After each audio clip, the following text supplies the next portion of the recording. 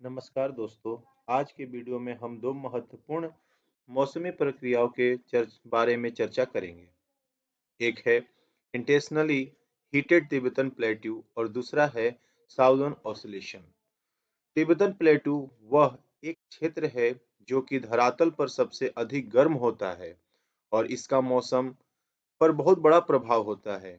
इसके साथ ही हम साउदर्न ऑसिलेशन के बारे में भी चर्चा करेंगे, जो कि एक महत्वपूर्ण मौसमी प्रक्रिया है जो मौसम में बदलाव लाती है। इस वीडियो में हम देखेंगे कि तिब्बतन प्लेट्यू क्यों अधिक तापमान वाला है और इसका मौसम पर कैसा प्रभाव पड़ता है। साथ ही हम साउदर्न ऑसिलेशन क्या है, इसका काम कैसे होता है और इसके मौसमी चक्रों पर कैसा प्रभाव पड़ता है, उन सभी पहलुओं पर हम चर्चा करेंगे। बच्चों, इस वीडियो के माध्यम से इस मौसम के इन उपयोगी और महत्वपूर्ण पहलुओं को समझेंगे ताकि हम इन नैतिकताओं को समझ सके जो हमारे मौसम और जलवायु को प्रभावित करते हैं। यदि आपको यह वीडियो पसंद आता है तो कृपया इसे लाइक करें, शेयर करें और हमारे चैनल को सब्सक्राइब करें। तो बच्चों, स्टार्ट करते हैं। पहला है आपका इंटेंशनली हीटेड तिब्बतन प्लेट्यू। क्या होता है, देखते हैं।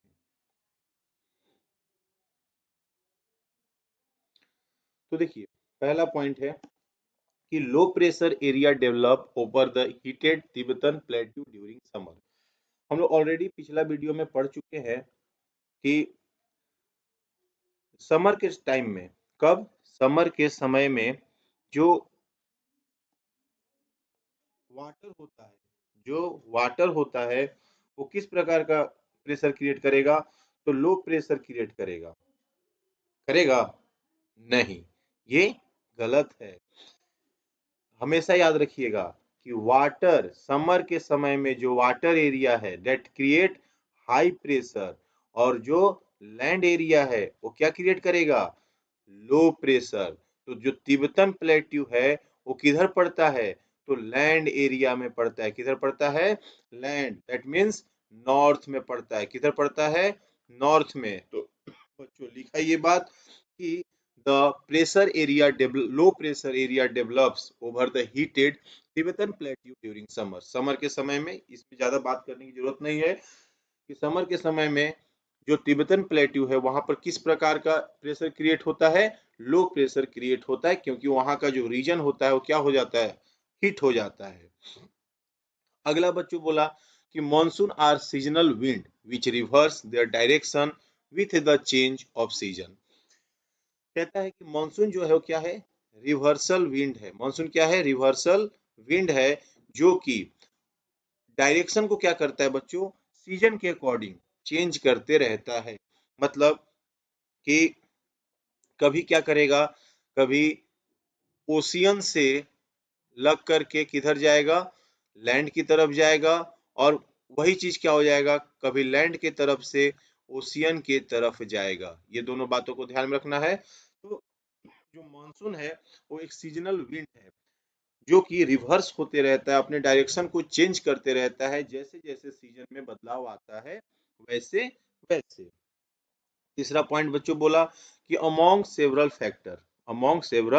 Factors Tibetan plateau play a significant role in monsoon. कहता है कि बहुत सारे फैक्टर्स हैं जिसमें तिब्बतन प्लेट्यू जो है ना वो क्या करता है, मानसून के लिए सबसे बड़ा रोल प्ले करता है। कैसे करता है, समझिएगा। जैसे साउथ वेस्ट जो हो गया, साउथ वेस्ट से क्रिएट होगा हाई प्रेशर, और नॉर्थ ईस्ट में क्रिएट होगा लो प्रेशर। और हम जानते हैं कि जो विंड फ्लो करता है, जो विंड ब्लो करता है, वो हमेशा हाई प्रेशर से लो प्रेशर की तरफ क्या करता है, फ्लो करता है। तो कहने का मतलब यह हुआ कि जब हाई प्रेशर से लो प्रेशर जाएगा हवा, और कहां से जा रहा है, साउथ वेस्ट से जा रहा है, और साउथ वेस्ट में क्या पड़ता है, तो ओशियन पड़ता है। क्या पड़ता है, ओशियन पड़ता है। तो बच्चों, जब ओशियन से हवाएं उठ करके जाएंगी तो वो अपने साथ क्या लेकर के जाएगा? मॉइस्चर लेकर के जाएगा। क्या लेकर के जाएगा? मॉइस्चर लेकर के जाएगा। तो ऑब्वियस बात है ये क्या करेगा? मॉनसून क्रिएट करने का काम करेगा। ठीक है, आगे बोला कि the summer time heating of the plateau of Tibet was most important factor in the causation and maintenance of monsoonal circulation. क्यों होता है? क्योंकि जो तिब्बतन प्लेट्यू है बच्चों हीट करता है, और जब भी कोई चीजें हीट करेंगी, जब भी जमीन हीट करेगा तो वहां पर लो प्रेशर ही क्रिएट होगा, और ये एक तरह का कॉज होता है, एक तरह का मेंटेन करके ये चलता है किस चीज को? मॉनसून सर्कुलेशन को मेंटेन करता है। तो ये बात समझ में आ गया होगा कि तिब्बतन प्लेट्यू क्या रोल निभाता है मॉनसून को लाने में। एक बच्चों यहाँ पर चीजें हैं कि acting as a physical barrier, acting as a physical barrier, Himalaya. देखो बच्चों, हिमालय जो है ना वो एक तरह का बैरियर के लिए काम करता है भारत को बचाने में ठंड से। कैसे? इस बात को समझते हैं। जो भी बच्चों सेंट्रल एशिया से, सेंट्रल एशिया से जो भी विंड क्या होता है हमारे सब कॉन्टिनेंट के तरफ, हमारे सब कॉन्टिनेंट की तरफ आती है ठंडी हवाएं, उसके लिए हिमालय जो है वो क्या करता है? बैरियर का काम करता है। मतलब क्या करता है? ठंडे हवाओं को हिमालय रोक देता है पहले ही। अब देखिए इसको पढ़ते हैं तो अच्छे से समझ में आ जाएगा। बोला कि the vast mountain range also acted as a tall barrier. लिखा ना कि जो माउंटेन रेंज है नॉर्थ में वो एज अ बैरियर काम करता है, प्रिवेंटिंग कोल्ड, कोल्ड को आने से। मतलब अब ऐसा भी नहीं, अगर मान लीजिए फॉर एग्जांपल लेते हैं बच्चों की, अगर हिमालय नहीं रहता, अगर हिमालय नहीं रहता तो जो सेंट्रल एशिया से ठंडी हवाएं चलकर आ रही हैं वो पूरे हमारे सब कॉन्टिनेंट पर फैल जाती, और हमारा भी हाल रसिया जैसा होता कि through out the year, through out the year हमारे देश में भी ठंडा पड़ता। वो भी कैसा? बर्फ वाला ठंडा। यहाँ पर भी बर्फें गिरती हर देश के हर एक कोने में। तो याद रखिएगा इसी चीज को खत्म करने के लिए हिमालय जो है एज ए बैरियर काम करता है। आगे पढ़ते हैं। Dry air in the northern latitude from entering the subcontinent and subduing the warm moisture laden winds from the ocean that derives the monsoon. और सिर्फ सेंट्रल एशिया की तरफ से ही नहीं, अब देखिए जो साउथ वेस्ट से हवा चलता है मॉइस्चर लेकर के, तो उसको भी क्या करता है? हिमालय रोकने का काम करता है, जिसके वजह से हमारे सब कॉन्टिनेंट में भी मानसून होता है। तो मतलब दोनों तरीके से हम इस चीज को समझेंगे कि सेंट्रल एशिया की तरफ से ड्राई विंड आ रहा है तो उसको रोक दे रहा है ताकि ठंडा ज्यादा हमारे देश में ना हो। दूसरा, जब साउथ वेस्ट से मॉइस्चर विंड जाता है तो उसको भी रोकने का काम करता है ताकि हमारे देश में क्या हो? बारिश हो। तो ये सारी चीजें जो है वो क्या करता है? मेंटेन करके चलता है। कौन? हिमालय। तो एकदम दिमाग में रखना है कि हिमालय जो है वो बैरियर के रूप में काम करता है, आइदर सेंट्रल एशिया से जो ड्राई विंड आ रहा है उसके लिए, या फिर जो हमारे देश से साउथ वेस्ट से जो मॉइस्चर विंड जो फ्लो कर रहा है उसके लिए। तो ये दोनों बातों को याद रखेंगे। तो यहां तक तो बच्चों समझ में आ गया होगा। आगे बढ़ते हैं। Southern oscillation. अरे सर ये क्या होता है साउदर्न ऑसिलेशन? तो देखिए, when the tropical eastern south Pacific ocean experience high pressure. अब देखिए थोड़ा सा यहाँ बच्चों समझिएगा बात को। ये आपका हो गया इंडिया का नीचे का भाग, हो गया। यहां पर आपका पड़ता है इंडियन ओशियन। ठीक है, तो इंडिया के साउथ में क्या पड़ गया? इंडियन ओशियन पड़ गया। ठीक है, अब south Pacific ocean experience high pressure at the tropical eastern Indian ocean experience low pressure.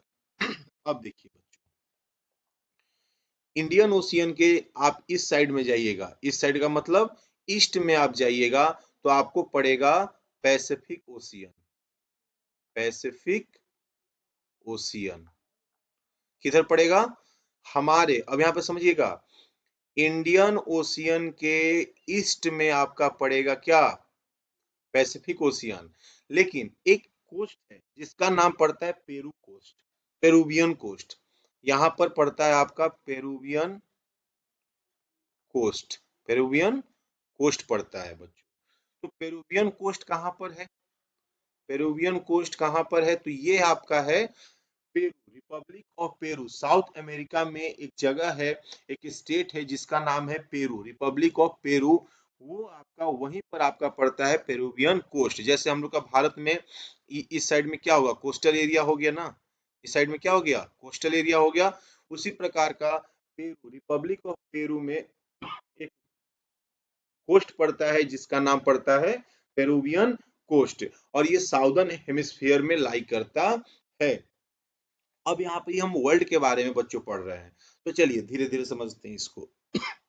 When the tropical eastern South Pacific Ocean experience high pressure, जब पैसिफिक ओशियन हाई प्रेशर क्या करता है, experience करता है, तो हमारा इंडियन ओशियन जो कि ईस्ट में, साउथ में पड़ता है, वो क्या करता है आपका, लो प्रेशर एक्सपीरियंस करता है। याद रखिएगा, जब Pacific ocean high pressure experience करेगा तो इंडियन ओशियन क्या एक्सपीरियंस करेगा, लो प्रेशर एक्सपीरियंस करेगा। अभी देखिए हम बताते बताते ईस्ट से फिर हम साउथ पे चले गए, क्यों चले गए, अब समझिए। देखिए ईस्टर्न इंडियन ओशियन, हम सिर्फ बात करेंगे इंडियन ओशियन का। तो बच्चों अब हम साउथ ईस्ट भारत की तरफ से नहीं देखेंगे, अब सिर्फ इंडियन ओशियन का साउथ ईस्ट देखेंगे। तो देखिए ये आपका हो गया नॉर्थ, ये आपका हो गया ईस्ट, ये हो गया आपका साउथ, ये आपका हो गया वेस्ट। तो अब इसके सीधा में कौन पड़ रहा है, पैसिफिक ओशियन, पैसिफिक ओशियन। तो याद रखिएगा, जब भी पैसिफिक ओशियन क्या होगा, हाई प्रेशर एक्सपीरियंस करेगा, तो ईस्ट में इंडियन ओशियन के ईस्ट साइड में आपका लो प्रेशर क्रिएट करेगा, ये एक्सपीरियंस करेगा। तो याद रखिएगा ये बातों को। आगे बढ़ते हैं। But certain years there is a reversal in the pressure in comparison to the eastern Indian ocean. सही बात है, जब एक बार हाई प्रेशर और लो प्रेशर क्रिएट हो गया तो ऑब्वियस बात है यहाँ रिवर्सल भी देखने को मिलेगा। ये आपका हाई प्रेशर जब ये एक्सपीरियंस करेगा तो Pacific ocean low pressure experience करेगा। तो याद रखना है कि भारत में भी साउथ वेस्ट और नॉर्थ ईस्ट को अगर हम लोग देख रहे थे तो यहाँ पर लो प्रेशर क्रिएट हो रहा था, तो यहाँ पर हाई प्रेशर क्रिएट हो रहा था। कभी यहाँ पर लो प्रेशर क्रिएट हुआ तो यहाँ पर हाई प्रेशर क्रिएट हुआ। तो बच्चों समझने की बातें हैं कि रिवर्सल आपको हमेशा प्रेशर में देखने को मिलेगा। अब ऐसा नहीं है कि एक जगह पर पूरा सर्टेन ईयर्स में हाई प्रेशर ही हो रहा है और एक जगह लो प्रेशर ही हो रहा है, ऐसा नहीं होगा। कभी लो प्रेशर किसी जगह पर होगा तो दूसरे जगह पर हाई प्रेशर होगा, और अगर किसी जगह पे हाई प्रेशर हो रहा है तो किसी जगह पे लो प्रेशर क्रिएट होगा। तो ये बातें समझ में आ गई होंगी कि साउदर्न ऑसिलेशन क्या होता है। तो याद रखिएगा, साउदर्न ऑसिलेशन हम वर्ल्ड व्यू पर देखते हैं। किस पर देखते हैं, वर्ल्ड व्यू पर देखते हैं, न कि इंडिया पर देखेंगे। हम पूरे विश्व पर इसका क्या प्रभाव पड़ता है उसका हम देखेंगे। आगे देखते हैं बच्चों, ये आपका इंपॉर्टेंट टॉपिक है ESNO। ठीक है, इसको समझते हैं। कहता है कि ESNO क्या होता है, तो एल नीनो साउदर्न ऑसिलेशन। याद रखिएगा, E for L, N for Nino, S for south, O for oscillation is a naturally occurring large scale climatic phenomena involving fluctuating ocean temperature in the central and eastern equatorial Pacific coupled with changes in overlying atmosphere। El Nino क्या करता है बच्चों, कि ocean temperature में fluctuate climate, ocean temperature को fluctuate करने का काम करता है। याद रखना है कि एल नीनो क्या करता है, तो ओशियन टेम्परेचर को फ्लक्चुएट करने का काम करता है। कैसे करता है सर, तो कहाँ करता है, तो central and eastern equatorial Pacific coupled with changes in the overlying atmosphere. तो ईस्टर्न और इक्वेटोरियल पैसिफिक रीजन में करता है। याद रखना है कि एल नीनो साउदर्न ऑसिलेशन जो है वो क्या करता है, टेम्परेचर, ओशियन टेम्परेचर को फ्लक्चुएट करने का काम करता है। और दूसरी तरफ कहाँ करता है, तो सेंट्रल और ईस्टर्न इक्वेटोरियल पैसिफिक ओशियन में करने का काम करता है। अब बच्चों यहाँ देखिए, ये आपका आ गया second point. ENSO occur in irregular cycle of 2 to 7 years and present 3 phases। कहता है ये रेगुलर नहीं होता है कि हर ईयरली क्या हो रहा है, इसका टेम्परेचर को चेंजेस देखने को मिल रहा है, ऐसा नहीं है। ठीक है, कभी आपको इरेगुलर होगा, कभी 2 साल पर दिख रहा है, तो कभी 7 साल पर दिख रहा है, कभी 5 साल पर दिख रहा है। तो इसका जो फ्लक्चुएटिंग टेम्परेचर होता है, जो ओशियन टेम्परेचर को फ्लक्चुएट करता है, इसका कोई रेगुलरिटी नहीं होता है। 2 साल, 5 साल, 7 साल, मतलब कि डिफरेंट टाइम जोन पर क्या होता है, इसको देखा गया है। तीसरा चीज, ये 3 फेज में डिवाइड होता है बच्चों। कौन कौन सा, तो पहला है एल नीनो, दूसरा है ला नीनो नीना, एंड तीसरा है न्यूट्रल फेज। तो ये दो समझेंगे कि एल नीनो और ला नीना क्या होता है।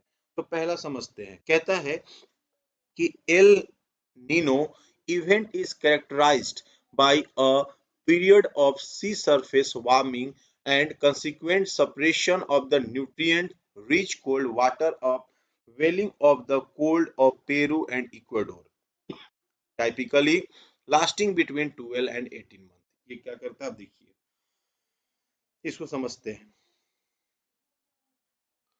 अब एल नीनो क्या करेगा, सी सरफेस को गर्म कर देगा। Period of sea surface warming, ये गर्म गर्म गर्म करने का काम करेगा, किसको, सी सरफेस को, जिसके वजह से consequent separation of the nutrients rich cold water up, जिसके वजह से जो पानी है, जो ठंडा पानी है, जो न्यूट्रिएंट्स रिच कोल्ड वाटर है, वो ऊपर आने का काम करेगा, सप्रेस करने का काम करेगा of the coast of Peru and Ecuador. कहां पर बच्चों, तो पेरू एंड इक्वाडोर पे। अब ये कहां पर पड़ता है सर, तो अभी हम बताएं, पेरू, पेरू जो है, रिपब्लिक ऑफ पेरू आपका कहां पड़ जाएगा, साउथ अमेरिका में पड़ जाएगा। और पेरू के ही नॉर्थ में इक्वाडोर नाम का देश पड़ता है। इक्वाडोर और कोलंबिया आप नाम सुने होंगे, इक्वाडोर नाम नहीं सुने होंगे, फिर भी कोलंबिया तो सुने होंगे। तो ये आपका पेरू के नॉर्थ में पड़ता है। तो इसका जो टाइम जोन होता है, ये 12 से 18 मंथ का होता है, मतलब 12 से 18 मंथ का इसका क्या होता है, टाइम जोन होता है, मतलब इतने समय तक ये चलता है एल नीनो। और अगर थोड़ा सा अगर डिटेल में बच्चों पढ़े तो कहता है कि during this warm ocean current that flow past the Peruvian coast in the place of cold Peruvian current every 2 to 7 year. बात वही हो गया कि हर 2 से 7 साल तक के बीच में क्या होता है, इसका जो करंट होता है, जो ओशियन करंट होता है, एक वार्म ओशियन करंट होगा, ये देखिए, एक वार्म ओशियन करंट होगा, और एक आपका हो जाएगा कोल्ड ओशियन करंट। तो ये दोनों क्या होगा, इसमें आपको वेरी देखने को मिलेगा। तो कब मिलेगा देखने को, तो 2 से 5 साल के बीच में देखने को मिलेगा। उसके बाद बोला कि La Nina event is characterised by a period of colder than average sea surface temperature. कहता है कि ला नीना जो होता है ना, कोल्डर होता है, ये ठंडा के समय होता है, colder period of colder time में होता है then average sea surface temperature. जो सरफेस, जो सी का जो टेम्परेचर है, सरफेस टेम्परेचर है, उससे ये क्या होता है, ये ठंडा होता है in the central and eastern Pacific ocean and an intensification of prevailing east to west surface wind. और ये क्या करता है, किस तरफ से विंड जाता है, तो ईस्ट से वेस्ट की तरफ जाता है। अब देखिए बच्चों, ये समझिएगा, ये देखिए ग्राफ देखते हैं, एल नीनो क्या हो रहा है, ये आपका देखिए एकदम सीधा एक्यूरेट सीधा सीधा जा रहा है, सीधा सीधा जा रहा है। लेकिन एक समय आने पर ये क्या हो रहा है, फ्लक्चुएट हो जा रहा है या डिवाइड हो जा रहा है। ये जो है क्या हो रहा है, डिवाइड हो जा रहा है, इस बात को समझिएगा। उसके बाद बोला कि ला नीना क्या होता है, तो ला नीना देखिए, ये आपका किधर से जा रहा है, ईस्ट से वेस्ट जा रहा है। किधर से जा रहा है, ईस्ट से वेस्ट की तरफ जा रहा है। और इसमें देखिए, इसमें डिवीजन आपको देखने को नहीं मिलेगा। तो एल नीनो और ला नीना ये आपका होता है, जो एक गर्म सरफेस एरिया को क्रिएट करता है और एक कोल्ड एरिया को क्रिएट करता है। आगे बढ़ते हैं, ENSO एंड क्लाइमेट क्या होता है, तो इसको समझते हैं। तो बच्चों ये हुआ कि the effect of each El Nino, La Nina event vary depending on the intensity, duration, time of year when it develop। कहता है कि अभी हम बताएं एल नीनो जो होता है या ला नीना जो होता है उसमें ड्यूरेशन देखने को, एक बिग ड्यूरेशन देखने को मिलता है, एक लंबा समय साल देखने को मिलता है जब ये डेवलप करता है। तब ऐसा नहीं है कि जैसे लो प्रेशर इसी साल क्रिएट हुआ और हाई प्रेशर इसी साल क्रिएट हुआ, नहीं। हो सकता है कि फर्स्ट ईयर में लो प्रेशर क्रिएट हो रहा था, आफ्टर 2 ईयर, आफ्टर 3 ईयर वो क्या हो, हाई प्रेशर क्रिएट करे। And the interaction with other modes of climate variability, not all region of the world are affected. जरूरी नहीं है कि विश्व का हर एक रीजन जो है वो अफेक्ट कर जाए, ऐसा कंपलसरी नहीं है। And with even with in a region impact can be different, और हर एक रीजन पर इसका जो इम्पैक्ट होता है बच्चों अलग अलग देखने को मिलता है। Along with increased global temperature, जैसे जैसे ग्लोबली टेम्परेचर क्या होता है, बढ़ता है। Common regional influence of El Nino include, तो रीजनल इन्फ्लुएंस, एल नीनो का रीजनल पर क्या इन्फ्लुएंस पड़ता है उसको देखते हैं। तो पहला है आपका अफ्रीका, पहला है अफ्रीका। कहता है कि drier condition in southern Africa and some area in the Sahel, wetter condition in equatorial East Africa during the short rainy season that is the October to December. कहता है कि साउदर्न अफ्रीका में अगर वहां का कंडीशन ड्रायर है, क्या है, सूखा है, ड्राई है, तो आपको इक्वेटोरियल ईस्ट अफ्रीका में क्या देखने को मिलेगा, वेटर कंडीशन देखने को मिलेगा। क्या देखने को मिलेगा, वेटर कंडीशन देखने को मिलेगा। कब मिलेगा, तो रेनी सीजन में मिलेगा। उसी प्रकार एशिया पैसिफिक और सेंट्रल एशिया में क्या होगा, lower rainfall in south and south east Asia, south या साउथ ईस्ट एशिया में वर्षा कम होगा।